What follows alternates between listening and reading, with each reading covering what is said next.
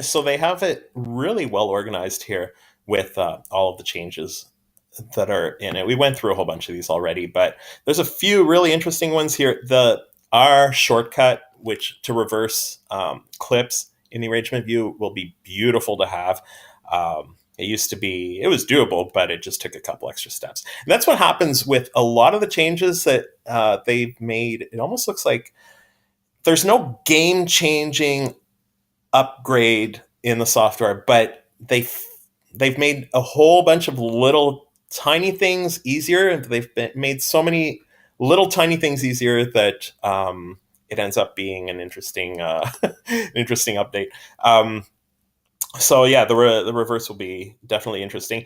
They've you don't have to go in and for the fades, if the fades at the beginning and the end of a clip, you used to have to go and then turn that on and then fix up your fades. So now they'll be always available in the clip. So that'll be really nice to have. If it used to be a hassle if you had to change 3 or 4 of the clips. If you're in the arrangement view, you'll just be able to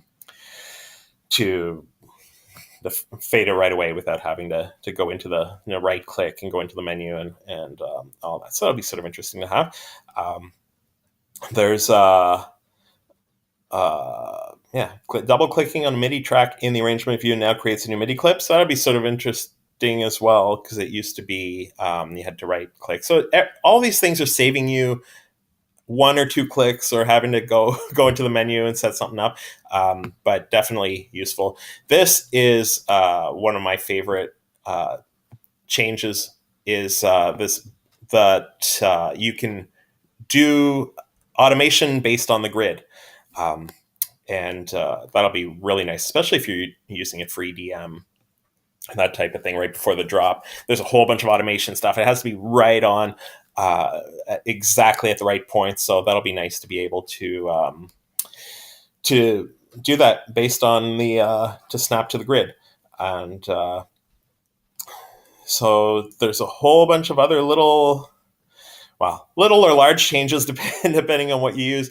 But there's a whole bunch of stuff there on the browser. The colors, that'll be interesting. The tags will be interesting. I don't even know if they mentioned them here, but I did hear quite a bit about that this morning. So,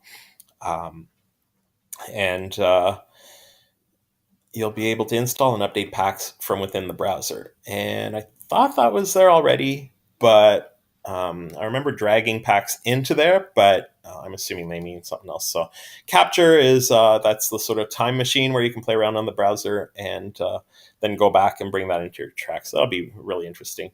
And I'm not sure. I haven't watched the video. They do have a video about it, about how it'll work. So I think you'll be able to. I'm not sure if you have to turn it on while you're playing around, or it'll just be saving as you play, or whatever. That'll be an interesting one.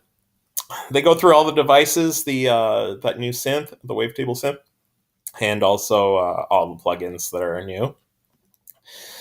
And they the file handling. We went through the MP3. I'm not sure if they'll have the tags set up in there or not. I'm not sure if I mentioned that earlier or not. I had to redo this video a couple times, and I had some issues with the recording, and also it's been a long day, so this is probably not the day I should have chosen to do this, but I really wanted to get through a lot of this on the first day when they announced it, so we can look at some of these changes. So they say closing the sets will be 5 to 10 times faster. I'm not sure if they'll necessarily the opening them will be faster, but when you're just shutting down, or which actually does help if you're going into another project, you want that one to close faster so your next one can open more quickly. So be useful either way. Groups within groups. This is something people were asking for a very, very long time.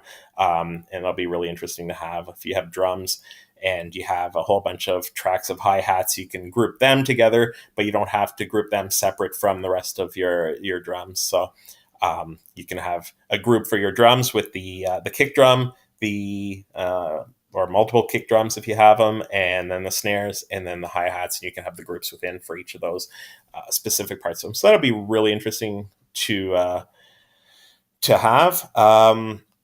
Changes on the interface. They've got a new font that will apparently be a lot easier to read when you're looking, especially in the arrangement view. Or in the session view, actually, where you see the names of tracks. It'll be apparently it'll take up less room, so you'll be able to see more on the screen without the end of the the names getting cut off. So. Whole bunch of changes there. There's actually one here. You'll be able to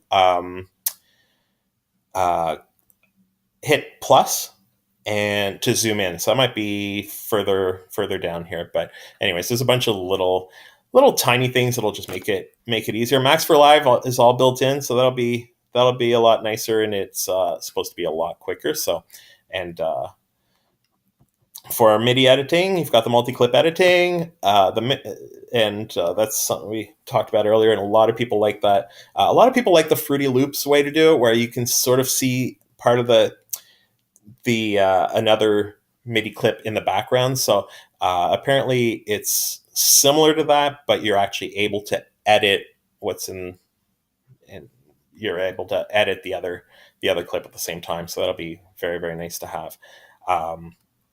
So all these changes are, like I said, there's a few larger changes and a bunch of little things that'll be really useful. The zooming in, here we go, where you can just hit plus without having to do shift plus. That will be interesting to have. Push, a whole bunch of changes based on, depending on if you have push 1 or push 2. The push 2 will have a lot more visual stuff in. So we were looking at those things earlier. And there's I'm just looking here, trying to go through it quickly, but there's a whole bunch of stuff to deal with the layouts on, especially on push 2. So that'll be interesting to have. So, and then a bunch of final little things here about, you'll be able to change the metronome sounds. That'll be interesting. And then there's one thing here, the enable only while recording. This will be really useful. I know if I'm doing a session with a vocalist, a lot of the time we won't have that much of the track at the beginning. So you'll be recording the vocals. So I'll have the metronome on while to get them going. But I always have to remember to turn it off once it gets going. So I'm hoping you can still do the original count on the metronome, and then they can start, but it'll actually just turn off automatically once you're recording. So it'll be nice too, because once in a while, if you're doing vocals, you'll end up having the metronome sound in. You just forget that you have it on, and you've got a little bit of the bleed coming out of the headphones into your recording. So little things like that should be interesting. This one too, if you're using Windows, a lot of people reinstall the whole operating system and they'll reformat their drive.